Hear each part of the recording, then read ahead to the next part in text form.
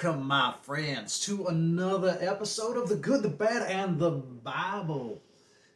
The only show that will be honest. Or at least as honest as possible. Everyone makes mistakes now, don't they? And let me tell you, we talk about all the mistakes here in the Bible. As many as we can find. Not just the mistakes, but the good points when we come across them. Unfortunately, most of the time, there's not much good to say and only bad to point out. Today we have an extra bad one. I have a little appetizer for you right before we get to the big one. But this is going to be exciting.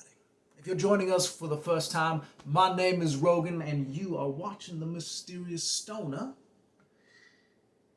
in a bowler.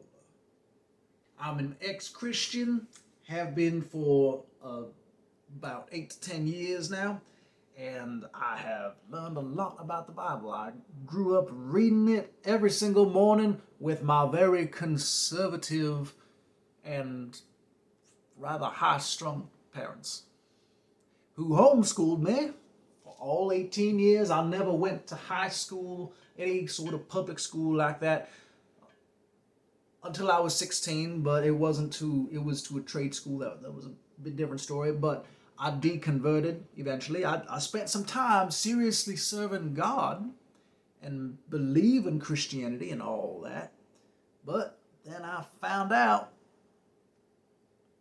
through a very odd manner, I must confess, but I found out that it was bullshit. And you can hear my story if you go to my channel and scroll back through the videos. They are the first series I've done on here. And enjoy yourself. Here we talk about the Bible, because not everything in it is true. Not everything in it has been translated properly, although I am no expert in that, but I am aware of some things. Let me tell you, I am aware of some things. But we are taking the Bible at face value because that is how many people take it. That is how my parents took it and how they taught me to take it growing up. 90% anyways, to take 90% of it at face value. There's a lot of symbolism, of course, and there are endless numbers of arguments about what is supposed to be symbolic and what is supposed to be taken literally, and what is applicable and what is no longer applicable because it's old-fashioned. We don't get into all those crazy details. We keep it easy.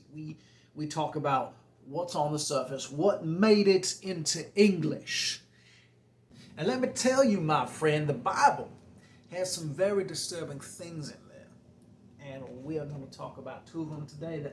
Two rules that even I didn't know growing up. And I knew,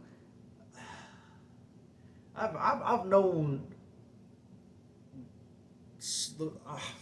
I used to preach this thing. I was taught to know how to write a good sermon, how to, obviously I'm not doing sermons here because this is a completely different take on it, and I'm doing it stone because I can't do this shit super seriously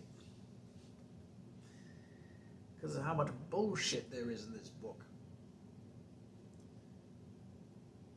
But there are things in here that I didn't even realize were here. Back when I was a Christian, back when I was at the top of my Bible game. And I read these couple of things I'm going to share with you today, and I had to do a double take. And that's not the first time it's happened to me in this series of going through the Bible. You might do a double take yourself, just from having seen the title of this video. So, without without any further ado, let's dive on in to Leviticus chapter 21. Now, you ready for this first one? It ain't nothing like the second one, let me tell you. And I'm going to lay into the second one real hard. But this one's just to whet your appetite. In case you have forgotten about how unmerciful and unloving God is, how unforgiving he can be, even though he says that he's all merciful and all loving and all that shit. Chapter 21 is the beginning of a bunch of rules about priests. And God throws this verse in here. Got nothing to do really with the priests. He throws in here, and the daughter, verse 9, and the daughter of any priest, if she profane herself by playing the whore. I hope I don't get in trouble for that, YouTube. It's in the Bible. I said it, but it's in the Bible. I've said worse words on this show already, so. If she profane herself by playing the whore, she profaneth her father. She shall be burnt with fire.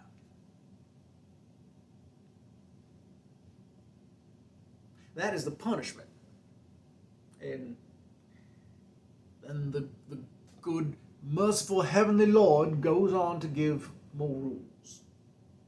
There is no exception. There is no opportunity for forgiveness. There has been many rules about sacrifices for forgiveness of sin, and there is nothing said here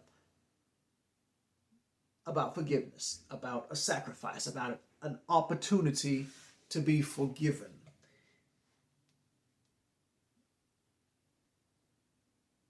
This is supposed to be a merciful God, I thought. He just goes right on, and he that hath the high priest among his brethren, upon whose head the anointing oil. That's the very next verse. That's what goes on after that.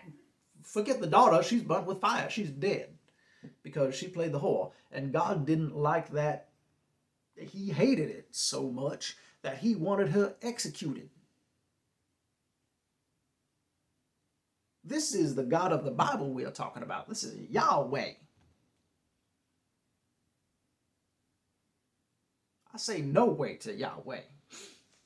What kind of a God is this that makes all these rules for sacrifices and such, but then he throws these rules out here that all of a sudden, oh, you do this, you are automatically killed. I mean, this is in punishment for a woman sleeping with another man. That's the gist right there. I don't know if this is in reference to the business of prostitution, which that is something that God is not in favor of. He is not in favor of prostitution in general. Here it doesn't use that word, but it uses the word whore, obviously. And so I don't know if she slept around for free or if she got paid for it. I mean, being the daughter of a priest, I feel like she'd be doing decently well. Women were treated like second-rate citizens, so it's possible she wanted some money of her own, maybe. I don't know. But what business is it of God's what she does with her body? So much so that he can say she can't do what she wants, and if she does, specifically this particular thing of sleeping with another man, that she's not playing the whore. So what if she's getting paid for it? That's her choice. God wants so much control so much power that he wants to be able to execute someone for doing that. I don't care if her daddy's the priest. Oh, it's shameful because God doesn't like it.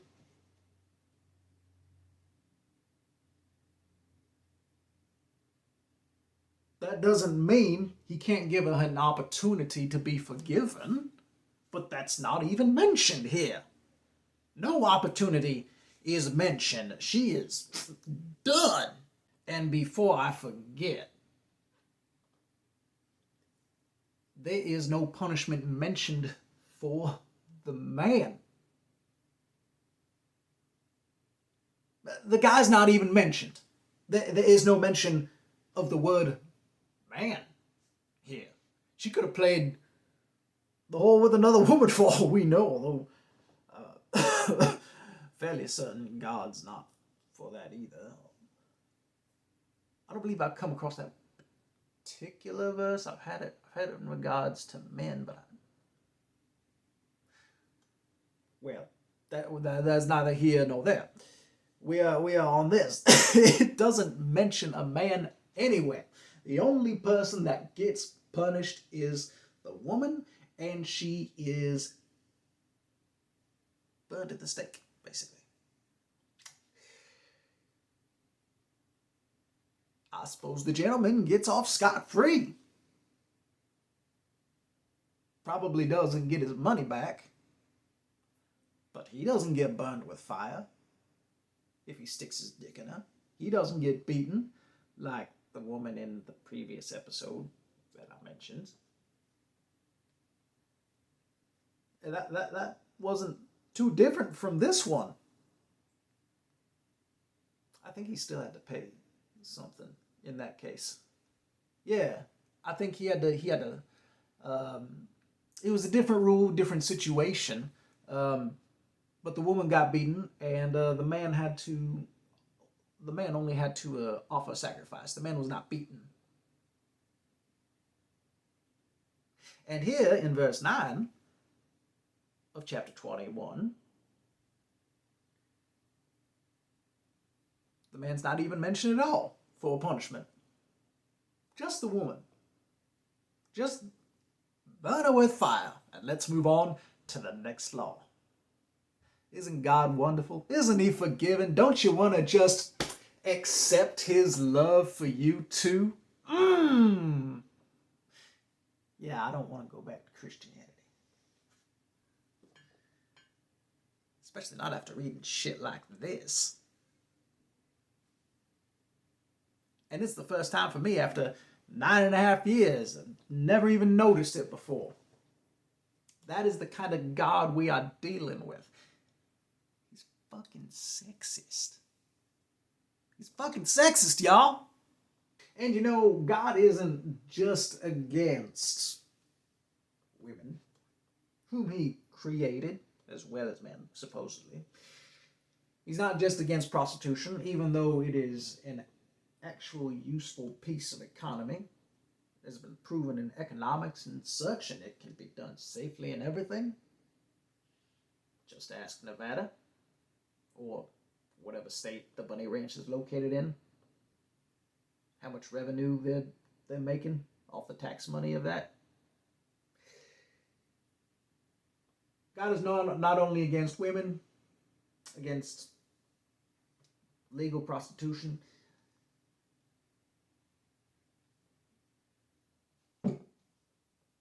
He's against handicapped people. Verse 16. Tell me that this doesn't sound like God is against handicapped people. Just listen. Verse 16, here we go now.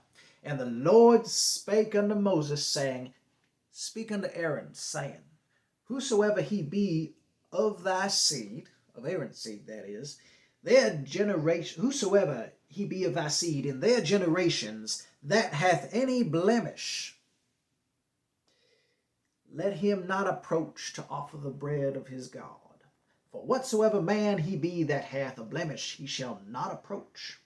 A blind man, or a lame, or he hath a flat nose, or anything superfluous, or a man that is broken-footed, or broken-handed, or crook-backed, or a dwarf. That's spelled D-W-A-R-F right here in the Bible. I'm assuming that is referring to little people. No offense. That's what the Bible uses to describe. Or hath a blemish in his eye, or be scurvy, or scabbed, or hath his stones broken, meaning his balls crushed. No man that hath a blemish of the seed of Aaron, the priest, shall come nigh to offer the offerings of the Lord made by fire. He hath a blemish. He shall not come nigh to offer the bread of his God. Verse 23, only he shall not go in unto the veil, nor come nigh unto the altar, because he hath a blemish, that he profane not my sanctuaries, for I, the Lord, do sanctify them.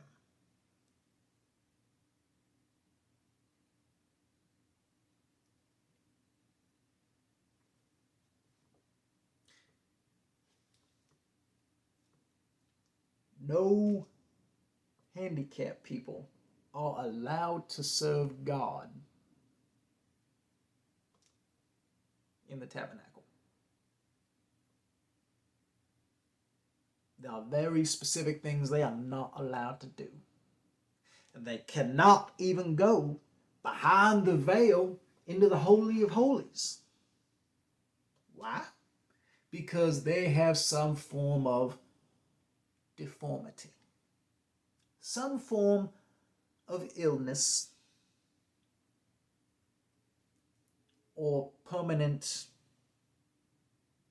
problem.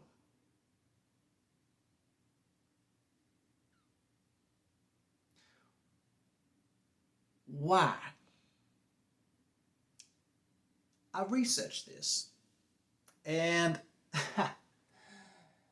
let me tell you what I found. According to Christians, some Christians, I can't tell you all their different views because there are many, and they cannot agree on everything worth a shit. But some Christians believe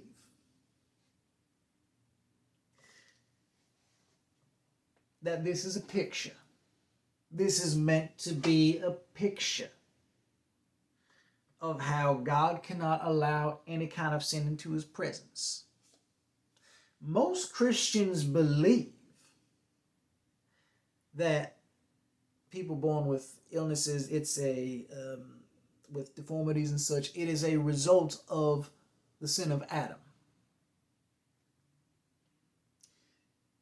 And so that's an automatic reason why anyone born with physical deformity can't go into the presence of God, because it is an automatic reminder of that. And no one else, not even someone with crushed nuts, can go in because they are not humanly whole.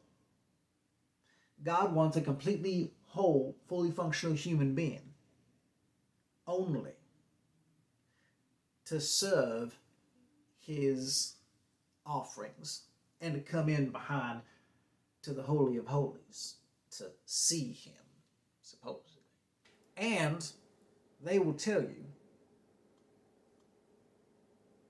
that this picture is super important and that handicapped people shouldn't be offended because, well, in heaven, everyone gets a brand new body, and there's no handicapped people in heaven. Everyone gets a brand new body, and everything's good.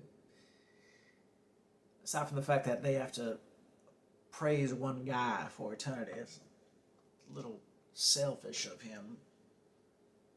We won't get into that.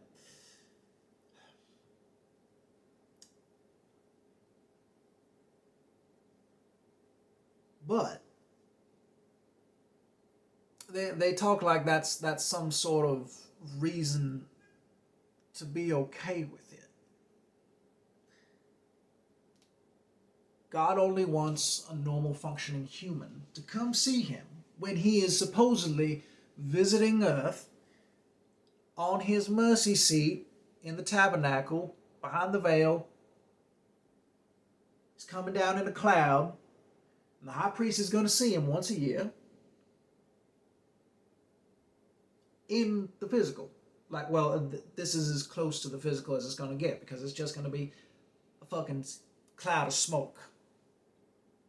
Because that somehow equivalates to God and not the Wizard of Oz. Man behind the curtain. Just saying.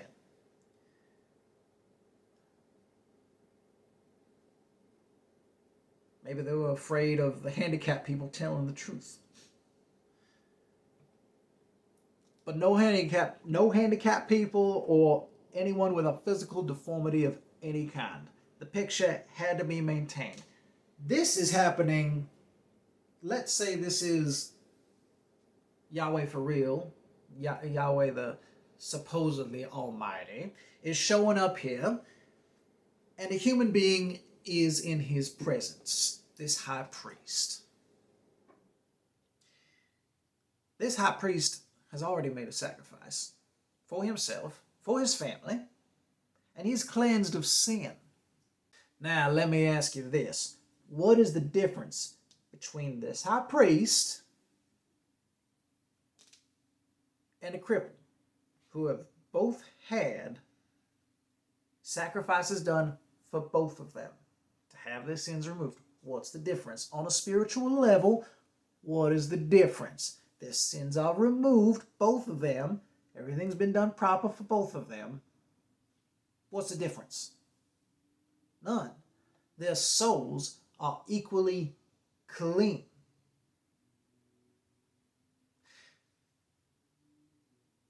Now, Christians will tell you that up in heaven, everyone gets a new body. That's great. Of course, souls are automatically clean as well. They are in heaven, where there's no sin, and supposedly no handicapped people, although I don't think there's a verse that actually says that. There's no guarantee that those new bodies aren't going to be handicapped. If the soul is clean and a descendant of Aaron, why does it matter if it's a little person?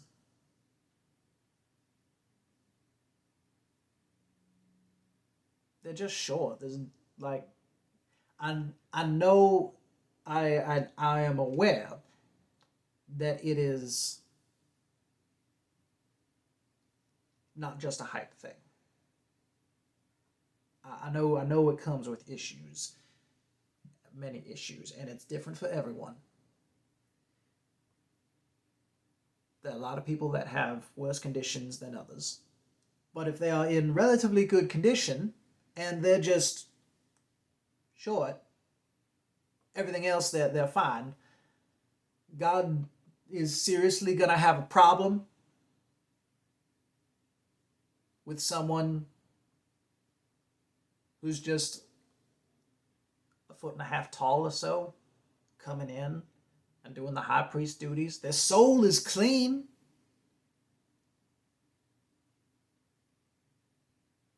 Why couldn't someone on crutches or in a wheelchair do it?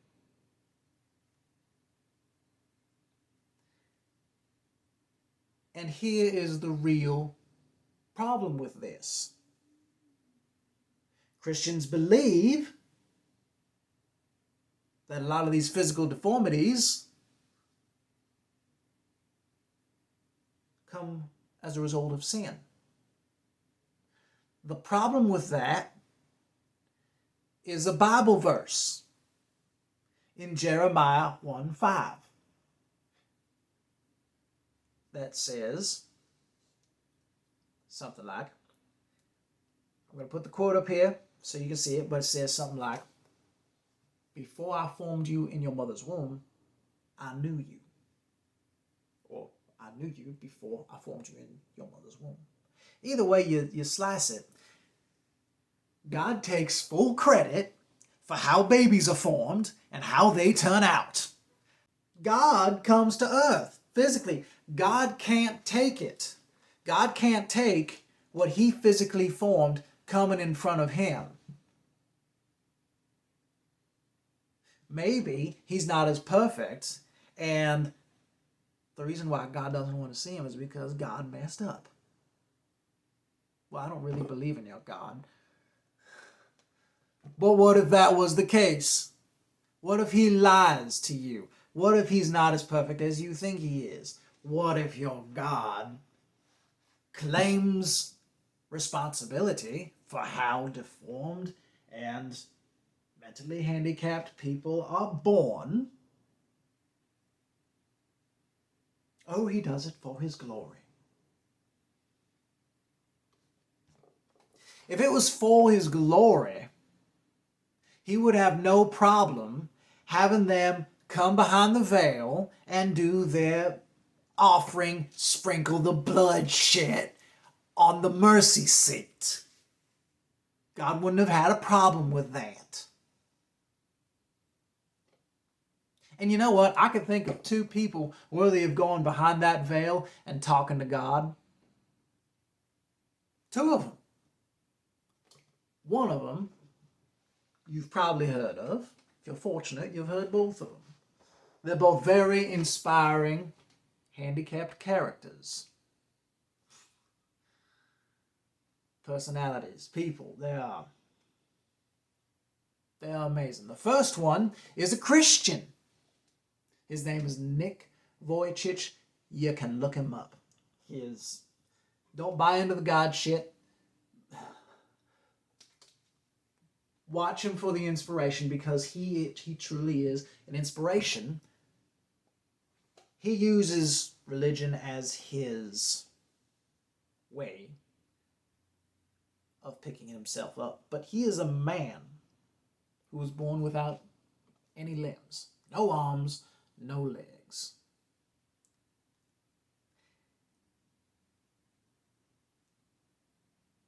And he did a fantastic job of turning his own life around. He contributes it all to God. He gives these talks around the world, and he to teens and to suicidal people, because he struggled with suicide himself for a while. It's something I can relate to. I did myself. But he overcame it. He did it with religion, a particular religion that I don't recommend, but he made it work for himself. And he improved himself. He overcame his own issues, really by his own strength and his own power.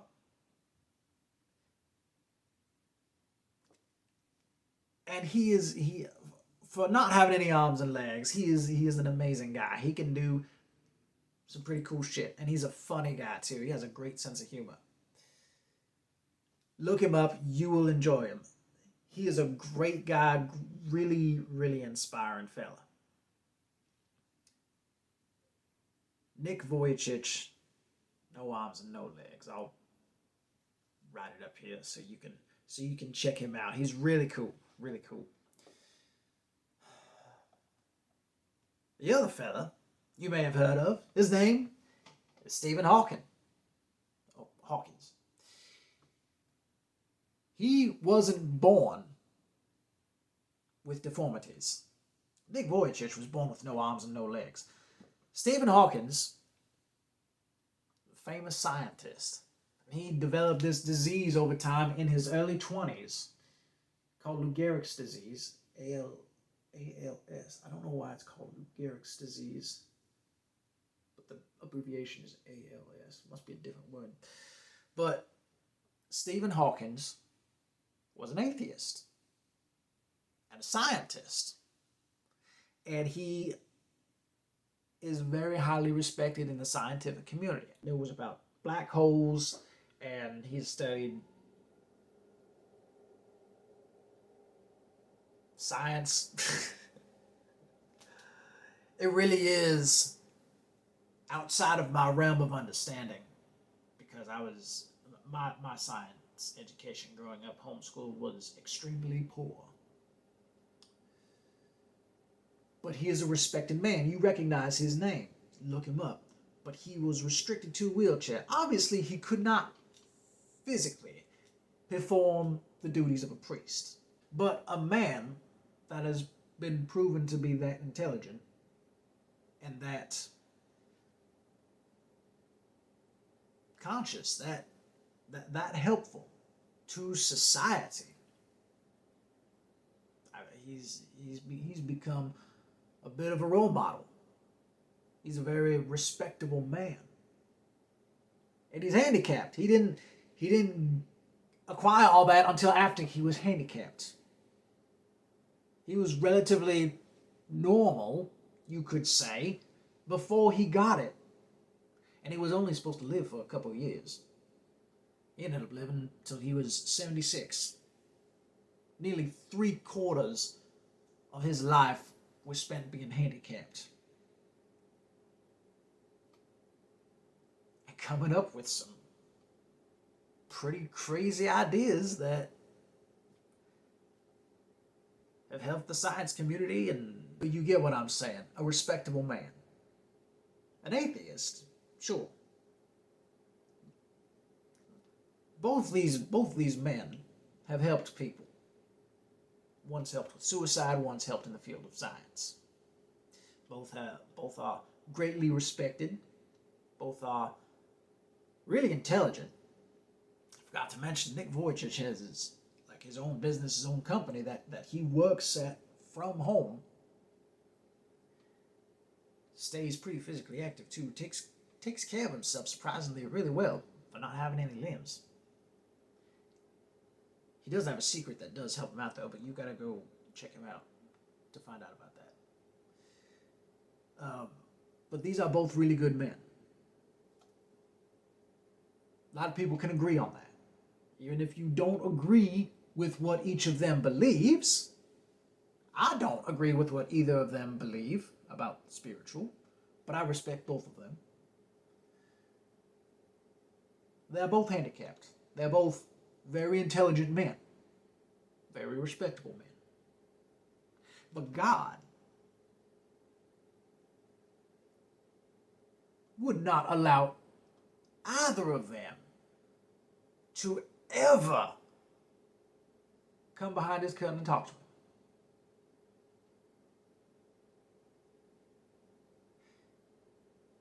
I mean, who would be more qualified in most of the world to talk to the creator of the universe than Stephen Hawking himself?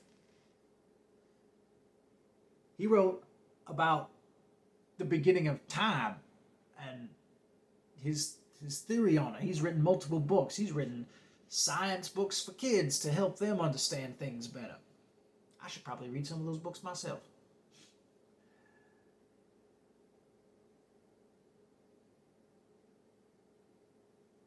He gets into quantum physics, quantum mechanics, words that we are now starting to hear repeated a lot in the Marvel universe. If you're into that sort of thing. I mean, when I hear those words mentioned in the Ant-Man movies and shit like that, quantum physics, my mind goes straight to Stephen Hawking. Like, that's the guy. That's the guy that made that word popular before Marvel did. Probably. I'm guessing. But that's, for me, that's what it is. Because that's how intelligent he's turned out to be. But he's not a Christian. All right, that's understandable that he can't go in. But what about Nick Vujicic? This man has traveled around the world to talk to people and to give people inspiration through his own life. That God was responsible for making him the way he was. I mean, and don't get me wrong, everyone should use their inabilities and their limitations to inspire others. When you overcome your issues that hold you back in life, it really boosts your own energy. But then you see someone else who's struggling with similar or the same problems as you once did, and then you can share with them, hey, this is how I overcame that problem, and this is how you can do it. Here's what you do. That's great. You should do that. No matter, once you conquer your own problems, then you can do that. And that's something that Nick Vujicic does. How is that an Australian name? Starting to take over my accent too. But how can God deny one of his own people from going back there to talk to him face to face, physically? Who wouldn't pass up on that honor, on that honor, that opportunity?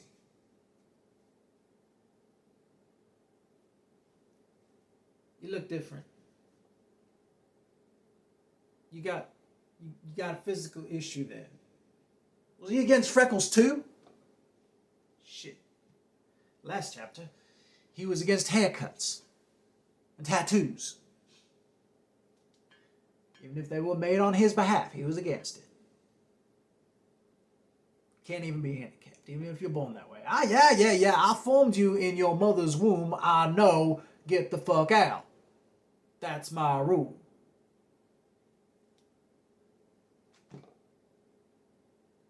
Does God make any sense to you? He saves people, allows them to make sacrifices for themselves in most cases. Sometimes he just outright kills them or has them executed. But he has people do these sacrifices and shit, and then he makes these exceptions here and there. Like it don't matter whether you've been cleansed by a sacrifice or not. Doesn't matter if there's no sin in your heart or in your soul. If you got a physical deformity, even if it's not your fault, even if it was an accident, it doesn't matter. God doesn't want to see it.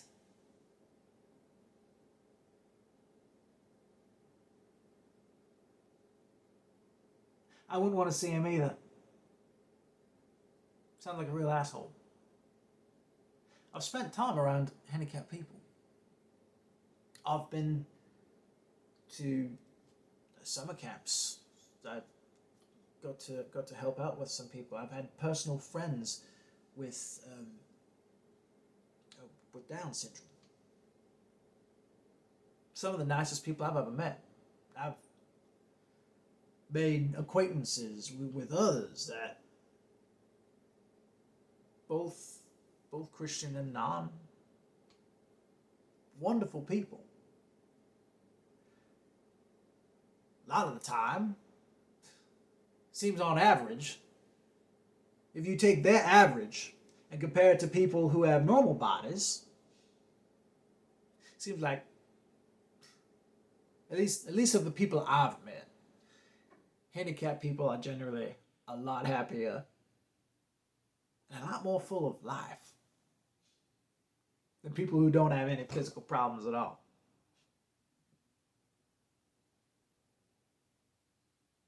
And God don't want that in front of him. God's missing out. If I were God, I'd be happy to have them in front of me. They might be the only people I'd want in front of me. Because they're cool. They're some of the most humble and loving, understanding people out there.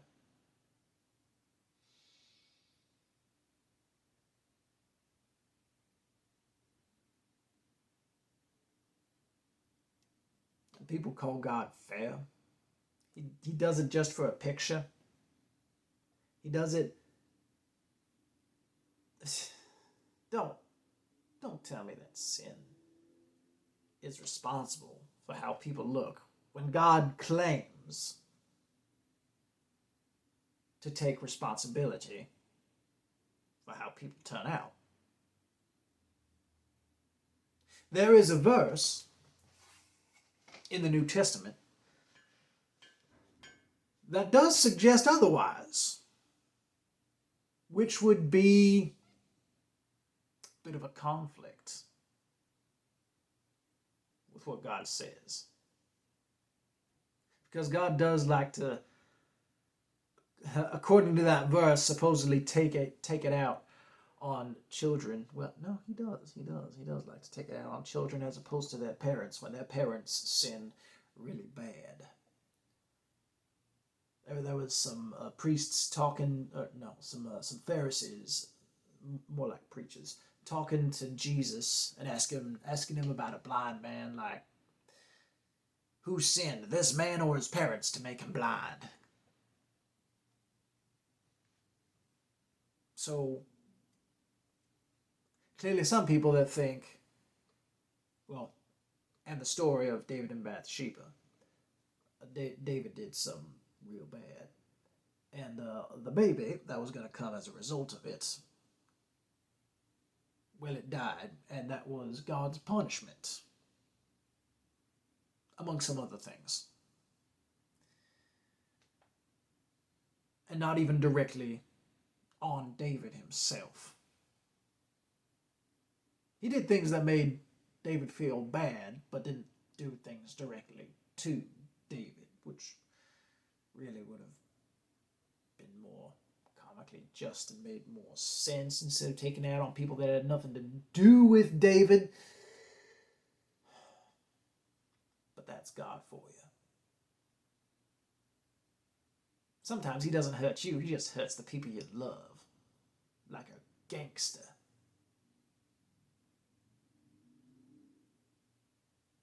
He likes being feared. He likes people being afraid of him. Like, really, tell me, what kind of a good person says, it's okay, I won't punish you, I will punish your kids? Tell me, what kind of a human says that? You wouldn't allow a human to get away with that sort of thing now, would you? But you're going to let God get away with that? People do. People make excuses for this guy. I used to make excuses for this guy. I wish I'd paid more attention when reading the Bible. Maybe I would have picked up on this shit and got out of Christianity a lot sooner. But a lot of people don't realize what a dick God is to people. 1 minute, well, nah, if you combine the two, if you combine God, cursing offspring, and you take that cursing offspring as a result of the parents, and you combine that with forming children in the womb, God really is taking 110% full responsibility. It is not sin. He is making sure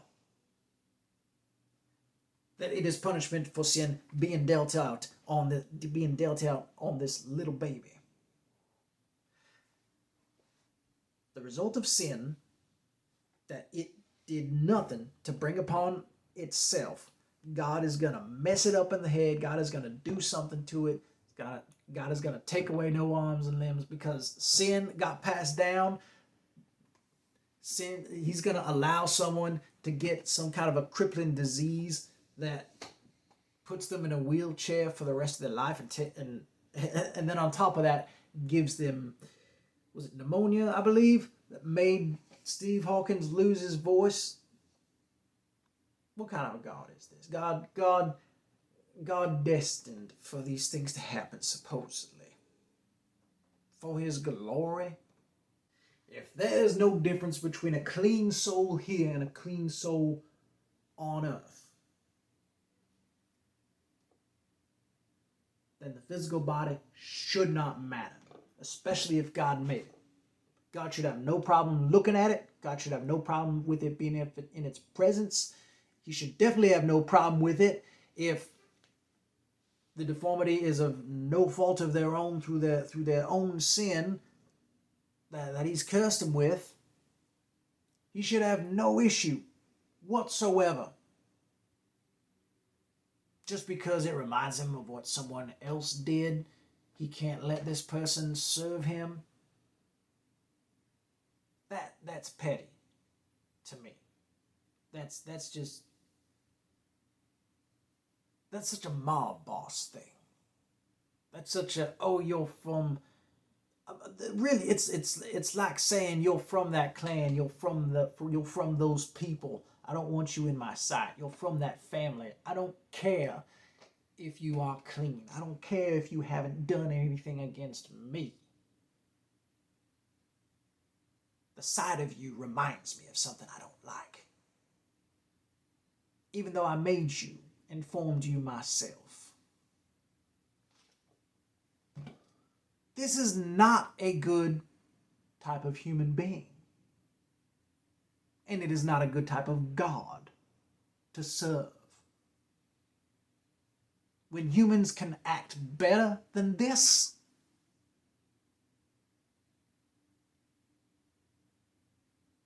you should think twice about what you believe. And most Christians act better than this. Alright, most of the ones I met. Keep forgetting how many different kinds there are out there. A lot of mean ones, a lot of them that don't act like well-behaved Christians anyways.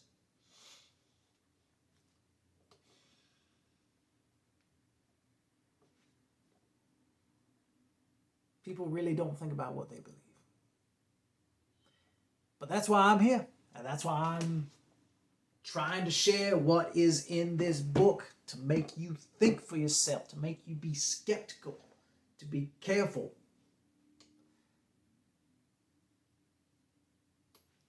So I hope you've enjoyed this round of the Bible, talking about the bullshit in it. Real quick before I go,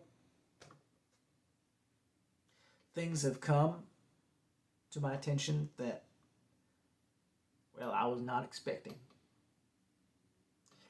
I will have to stop recording for some time because previously mentioned that I've been working some overtime at work. And good news for my company, they are extending the overtime to at least the rest of the year. Now, I did some to help me catch up through some emergencies that I had with my vehicle. I had to work twice as long as I anticipated, but things worked out. And I wasn't going to work any more overtime because it takes too much time away from me being able to make videos. For real, I don't get home until about 7:30 or 8 at night when I work overtime. Every day of the week. And usually working Saturdays as well. From 6 to noon. So,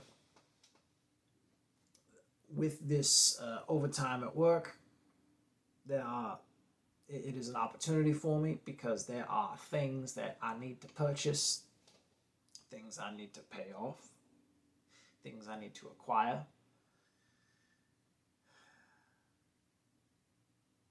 And the money does not come in quick enough on a regular basis for me to acquire those things anytime soon.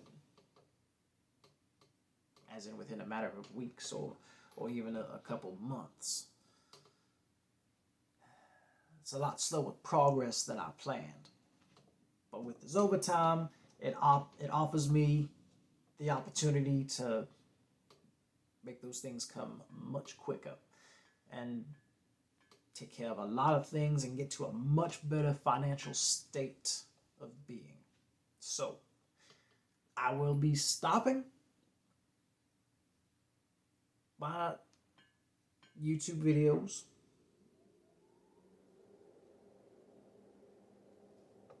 pretty much for the rest of the year. Shit. I hate to do this because I enjoy very much talking about the Bible and making videos and such. I love creating in general. But this needs to happen. I may make a video here or there in the future, not Bible related, just to say hello, to say how things are going.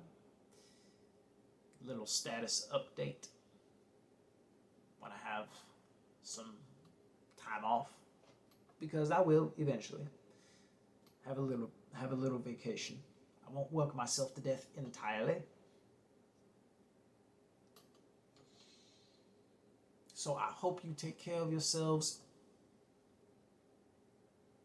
There are plenty of videos to keep you busy. If you would like to check those out, my story is completely available, of course. Subscribe, share, like my videos. If you do, leave comments or questions. I will not be completely absent. I use YouTube for a number of things, research and learning and such like that. So I will always be around, even if there are not more videos being made at the time, but there will be more. There will be many more. And not just of the Bible. Once the new year arrives,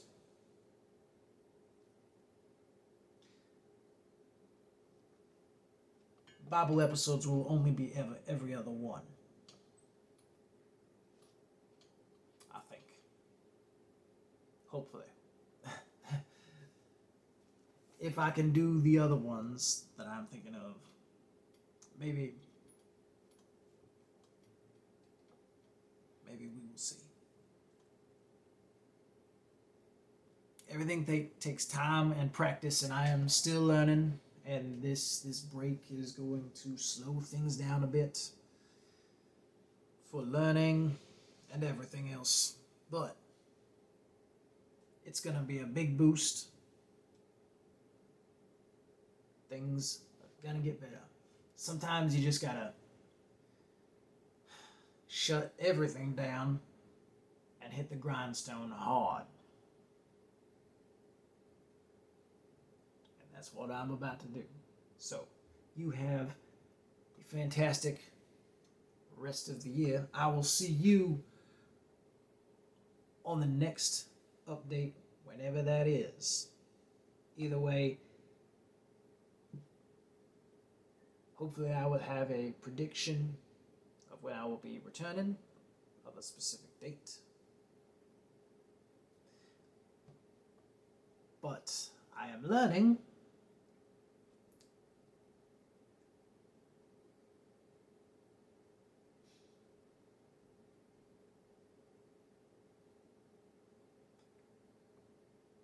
that you gotta stay unpredictable.